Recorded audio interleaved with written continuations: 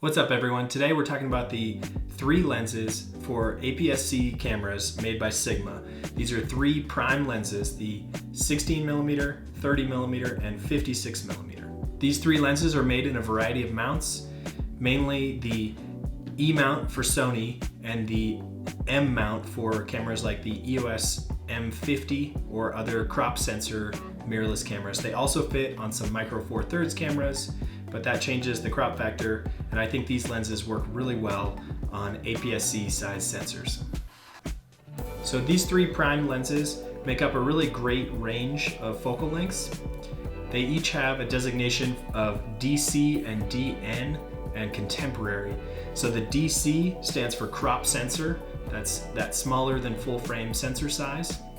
The DN means they're specifically designed for mirrorless cameras like the EOS M50 or the Sony a6600, or also the micro four thirds cameras.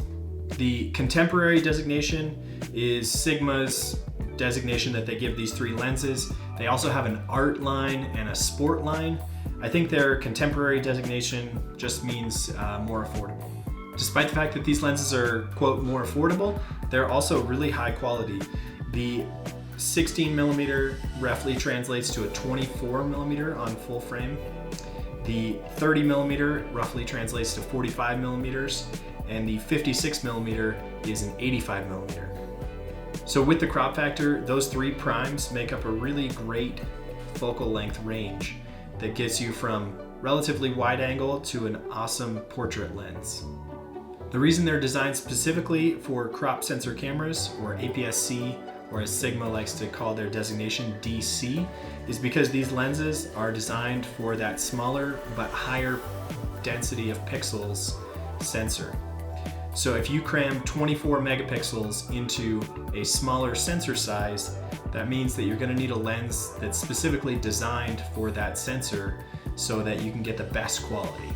Some people think that you might get the best quality, for example, going with Sony's G Master lenses, which are their high-end lenses designed for the A7R series of cameras.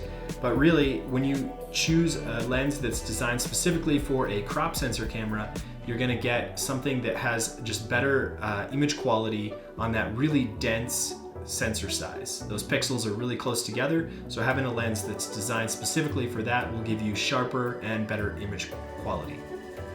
An example of this is when testing the 56mm Sigma against, say, the 55mm Zeiss for Sony. The 56mm will give you better image quality and sharper photos, even though the Sony E-mount 55mm lens is full frame. This lens gives better quality because it's specifically designed for that crop sensor. The other thing to note is that even though these are all f1.4 lenses and they'll give you great low light performance, they have a full frame equivalent when it comes to bokeh of around f2. Because the sensor is a little bit smaller, you just don't get that creamy bokeh in the background. That's not to say these lenses don't give you that, but it's just not the same as f1.4 on a full frame camera. So this 1.4 in a crop sensor format translates to roughly the amount of bokeh you would see at f2 on a full frame camera. So to start off, the 16mm is an awesome lens for environmental portraits or shooting action, wider angle, maybe you're shooting indoors in smaller spaces. It has an equivalent focal length of around 24mm.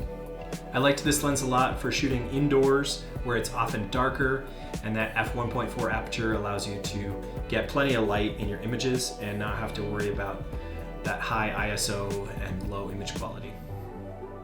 This lens is also great for shooting outdoors when you want to capture like a wide angle landscape type image, or anything where you want to get close to your subject but still have the full scene in the background.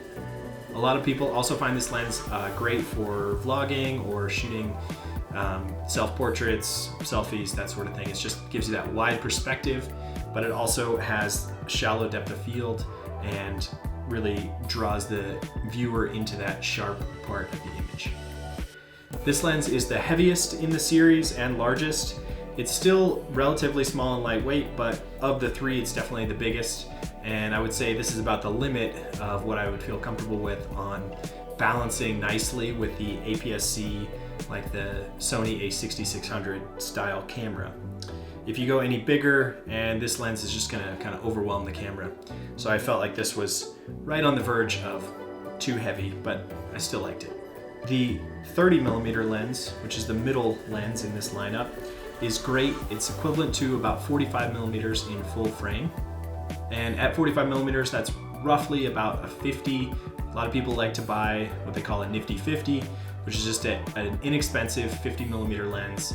And this fits right in that category. It's pretty affordable at about $290, and it gives great image quality. At the f1.4, that shallow depth of field, you're definitely going to start to see more bokeh with this lens over the 16mm. I think it makes great portraits, and it kind of gives you that intermediate focal length. This lens is good for shooting a variety of subjects, whether you're shooting indoors, outdoors. It just gives you that roughly 50mm focal length that I think is really versatile. The Sigma 30mm is a little bit smaller and lighter than the 16 counterpart, and I really appreciated the size on this, especially when you take off the lens hood. This starts to fit nicely inside a pocket or jacket when mounted on an APS-C style camera. Next up in the lineup is the 56mm. This is a great portrait lens. I found that this lens is amazing, has amazing bokeh, and it really blurs out that background and isolates your subject, which is what a lot of people like to see in portraits. It's also the smallest of the lineup, and when you take the lens hood off, it's very small. At 56mm, it provides an equivalent focal length of around 85mm, which is that ideal focal length for shooting portraits. It gives just a nice perspective on the face, and overall, this lens performed exceptionally well. I really liked the sharpness on this lens. It's one of the highest rated APS-C lenses for sharpness, and it really helps you get those super sharp portraits where the eyes just jump off the page. I really appreciated that. At 56mm, this lens isn't ideal for shooting indoors. I think it's a little bit too long. So if you are gonna get all three, you can just know that this one, unless you're in a large indoor space, is probably gonna be best for shooting outdoors or in places where you have a lot of room to get away from your subject and have more distance to shoot. All three of these lenses felt really durable, and I appreciated that there's a rubber gasket here, a little bit of weather sealing, and Sigma says that they're pretty well dust and moisture sealed. So that's awesome for durability. The build quality, they feel like they have a metal exterior, and I really liked these rubberized focusing rings. Everything just feels really smooth and tight and high quality. The other thing that's great about having a trio of prime lenses like this is that it forces you to be selective with your focal length, so that you're choosing a lens rather than just using a zoom lens and zooming in, zooming out, instead of zooming with your feet and being selective, like, hey, I want to shoot a beautiful portrait with that nice background blur and really sharp, or I want to shoot a wide angle image, more of an environmental portrait or a landscape, something like that. It just, having three prime lenses will force you to be a little bit more selective about the style of image you're choosing to create, and I think it helps you be more creative in how you make those images. As a complete setup, all three of these lenses together make up a really useful focal range, as I said before, but together they're relatively lightweight, and you can have a super compact yet versatile and I'd say really powerful setup if you have all three lenses and an APS-C sensor format body. A few things that I wasn't super fond of: all three of these lenses are focused by wire, which is becoming more and more common. Basically, it's electronic focus driven by this manual focus ring. So if you are using manual focus, you don't have any hard stops either way. The autofocus is super fast, super efficient, and really I didn't have any issues focusing, whether it was into the sun or any situations, since they have such low light performance. But that manual focus by wire isn't as sensitive as I would like. Additionally, the autofocus motor in these lenses does make a little bit of noise. It's still pretty quiet, but if you're in a really quiet scene and you're shooting video, you might pick up a little bit of noise from that autofocus motor. Some people might not like that the lenses don't include optical stabilization, but I think at f1.4, that's not really as necessary since they perform so well in low light. But some people like to have that optical stabilization, especially if they're shooting video and they want to get as smooth of footage as they can. Sometimes that's helpful. I read some reports of lens flare and aberration with these lenses. I think the main issue that I had was with the 16mm. If you're trying to shoot astrophotography, you'll see a little bit of distortion in the stars, especially towards the edges of the frame. The stars get a little bit oblong and they're just not quite tack sharp. And then they also have a little bit of color fringing that you might notice. So if you're into astrophotography, just be aware that the 16mm, although it's a super high quality and sharp lens, it does have a little bit of aberration, and you might notice that in your star images. Two other things that I noticed: when you're shooting into the sun, sometimes these lenses don't have the most beautiful lens flare. So that's just something to be aware of. But I think you can mitigate it pretty well if you just are using common sense and angle your camera so that lens flare can be cloned out later.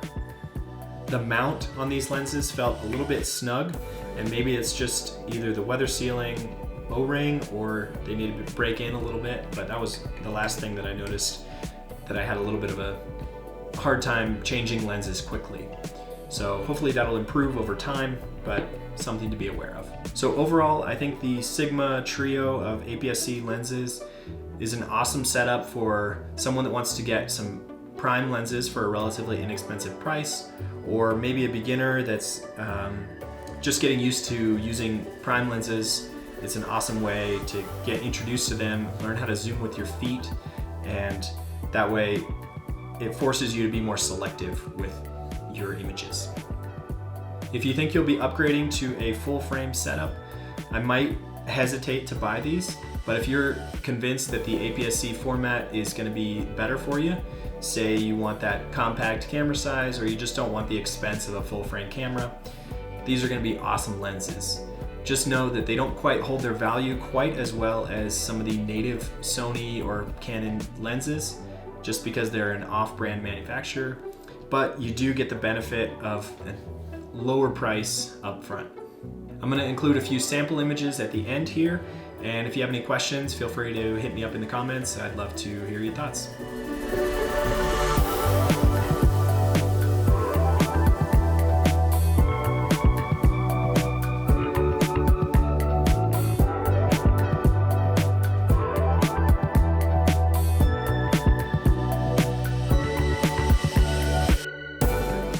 Thanks so much for watching. Don't forget to like and subscribe if you want to see more equipment reviews, tutorials, and inspiration around adventure and creativity.